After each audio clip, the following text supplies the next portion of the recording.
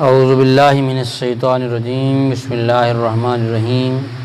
اللہ عز و جل کے فضل اور اس کی توفیق سے آج ہمیں پھر یہ سعادت نصیب ہوئی کہ ہم رسول اللہ صلی اللہ تعالیٰ علیہ وآلہ وسلم کے مقدس فرامین سننے سنانے کے لیے جمع ہوئے ہیں۔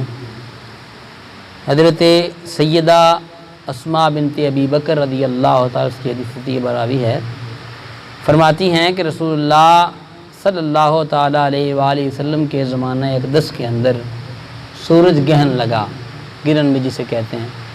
جب سورج گرہن لگا تو پھر کیا رسول اللہ نے یہی کہا کہ جنہوں نے ہمارے ٹردیاں پھردیاں رہا جائے، بیڑا کسی نہیں، پیاز نہیں کٹنے، سبزی نہیں کٹنی، چھری نہیں پھڑنی، نہ منڈے دا پیو کتے بچے دا پیو کسی پاسے جاوے آوے، نہ رسی وٹے۔ یہ ساری کی ساری خرافات ہیں اور اس کا حقیقت سے کوئی تعلق نہیں ہے، اور یہ عقائد مشرکانہ اور خطریوں کے عقائد ہیں، مسلمانوں کا یہ عقیدہ نہیں ہے۔ جس کو اللہ عز و جل چاہے اسے ہی تکلیف آتی ہے، جسے چاہے وہ شفا عطا فرماتا ہے، جسے چاہتا ہے اسے محفوظ رکھتا ہے۔ یہ ہمارے ایمان کا حصہ ہے۔ جب ہم ایمان کی شرطیں یاد کرتے ہیں اس کے اندر یہ موجود ہے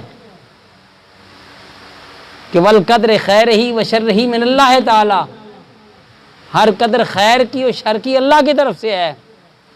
وہ جسے چاہتا ہے اسے شفا عطا فرماتا ہے، جسے چاہتا ہے اسے محفوظ فرماتا ہے، جسے چاہتا ہے اس کے لیے آزمائش آ جاتی ہے۔ یہ نہیں کہ سورج گرہن سے ایسا ہو گیا، چاند گرہن سے ایسا ہو گیا، ایسا کچھ بھی نہیں ہے، یہ بات ذہن میں رکھیے۔ وہ فرماتی ہیں کہ جب ایسا آیا، اور رسول اللہ کا فرمان ہے یہ اللہ عز و جل کی نشانیوں میں سے ایک نشانی ہوتی ہے، آزمائش کی گھڑی ہوتی ہے یہ، اس وقت اللہ عز و جل کے عذاب اور اس کی جباری و قہاری سے پناہ مانگنی چاہیے۔ اس وقت رب تعالیٰ کے حضور جھکنا چاہیے۔ نماز کسوف اسے کہتے ہیں، جو سورج گرہن اور چاند گرہن کے وقت پڑھی جاتی ہے، اس وقت وہ نماز پڑھی جائے، بجائے اس کے کہ بندہ دوسری باتوں میں لگ جائے۔ چاہیے تو یہ تھا کہ انہیں سمجھاتے بھئی ہاں آپ سبھی، اس میں حاملہ غیر حاملہ کی تخصیص نہیں ہے، اس میں نوجوان بوڑھے کی تخصیص نہیں ہے، مرد و عورت کی تخصیص نہیں ہے۔ جب سورج گرہن یا چاند گرہن لگے تو اس وقت اللہ عز و جل کی بات میں کثرت کرنی چاہیے، رب تعالیٰ کے حضور اپنے گناہوں کی معافی مانگنی چاہیے، توبہ استغفار کرنا چاہیے۔ تو آپ فرماتی ہیں کہ رسول اللہ صلی اللہ تعالیٰ علیہ وسلم نے اس وقت جب سورج گرہن لگا تو آپ نے نماز کسوف پڑھی۔ آپ جب کھڑے ہوئے تو دیر تک کھڑے رہے، بڑا لمبا قیام کیا سرکار نے۔ پھر رکوع میں گئے تو دیر تک، یعنی بڑا طویل رکوع فرمایا، پھر رکوع سے سر اٹھایا، پھر آپ حالت قیام میں کافی دیر تک رہے، پھر سجدہ کیا اور بڑی دیر تک سجدے میں رہے، پھر سر اٹھایا، پھر سجدہ کیا، پھر بڑی دیر تک سجدے میں رہے، اور پھر آپ فرماتی ہیں کہ پھر دوسری رکعت کے لیے سرکار کھڑے ہوئے، پھر رکوع کیا، پھر دیر تک رکوع میں رہے، پھر آپ نے سر اٹھایا، پھر دیر تک کھڑے رہے، پھر آپ نے سر اٹھایا اور سجدہ میں چلے گئے اور دیر تک سجدہ میں رہے۔ پھر جب نماز سے فارغ ہوئے تو فرمایا کہ جنت مجھ سے اتنی نزدیک ہو گئی تھی، اگر میں چاہتا تو اس کے خوشوں میں سے کوئی خوشہ تم کو توڑ کر لا دیتا۔ یہ ہے میرے نبی کا کمال، یہ ہے میرے نبی پاک کے ید اللہ والے ہاتھوں کی دسترس، یہ میرے نبی کا مقام ہے۔ کھڑے ہیں مسجد نبوی کے اندر، کھڑے ہیں مدینہ طیبہ شریف کے اندر، اور سرکار ہاتھ بڑھائیں تو جنت میں سے خوشہ توڑ کے لا کے ہمیں دے دیں۔ واضح حدیث پاک ہے، سرکار فرما رہے ہیں، حدیث کا نمبر ہے صحیح بخاری میں 745 انٹرنیشنل نمبر کے مطابق۔ سرکار فرماتے ہیں کہ جنت میرے اتنی، اب یہ سرکار کا مقام ہے، ادھر مدینہ طیبہ میں کھڑے ہیں، اور جنت تو وہ عرش سدرۃ المنتہا سے آگے ہے، ساتویں آسمان سے آگے، اس سے آگے جنت ہے۔ محبوب فرماتے ہیں میں ہاتھ بڑھاؤں تو اس تک پہنچ جاتا ہے۔ پھر کائنات کیا حیثیت رکھتی ہے، تیری میری پھر کیا حیثیت ہے۔ ہمیں تو سرکار یوں دیکھ رہے ہیں، بلکہ خود سرکار کا فرمان ہے کائنات میرے لیے اس طرح مسخر کر دی گئی ہے، ساری کی ساری دنیا جیسے میرے ہاتھ کی ہتھیلی۔ اب ہتھیلی بندے سے کتنی دور ہے، میری ہتھیلی پہ میں چاہوں تو تصرف کر سکتا ہوں، چاہوں تو ساری کو دیکھ سکتا ہوں، چاہوں تو جو کچھ اس کے سامنے میں کروں اس کے اوپر کر سکتا ہوں، یہ مجھ سے دور نہیں ہے، ہر چیز میرے قریب ہے، سرکار کی اتنی قریب ہے، یہ تو دنیا ہے۔ ارے جب ہاتھ بڑھائیں میرے نبی جنت کے خوشوں میں سے کوئی خوشہ پکڑ کے لا کے ہمیں دے سکتے ہیں، اتنی قریب کر دی گئی۔ اب اگلی بات بڑی ہی پرلطف ہے، سرکار دو عالم صلی اللہ تعالیٰ علیہ وآلہ وسلم نے ارشاد فرمایا، اور پھر دوزخ مجھ سے اتنی قریب ہو گئی کہ میں بول پڑا میرے مالک میں تو اس میں سے نہیں ہوں۔ سرکار فرماتے ہیں دوزخ میرے قریب ہو گئی، اس کو بھی میں نے دیکھا۔ اب دیکھا کیسے ہے؟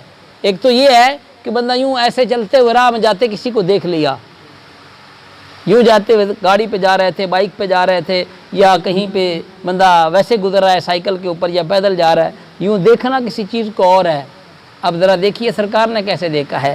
سرکار دو عالم صلی اللہ تعالیٰ علیہ وآلہ وسلم ارشاد فرماتے ہیں کہ رسول اللہ نے ارشاد فرمایا کہ میں نے وہاں ایک عورت کو دیکھا، ایک عورت کو دیکھا۔ کیسے دیکھا؟ اس کو ایک بلی نوچ رہی ہے، اس عورت کو عذاب یہ ہو رہا ہے کہ بلی اسے نوچ رہی ہے۔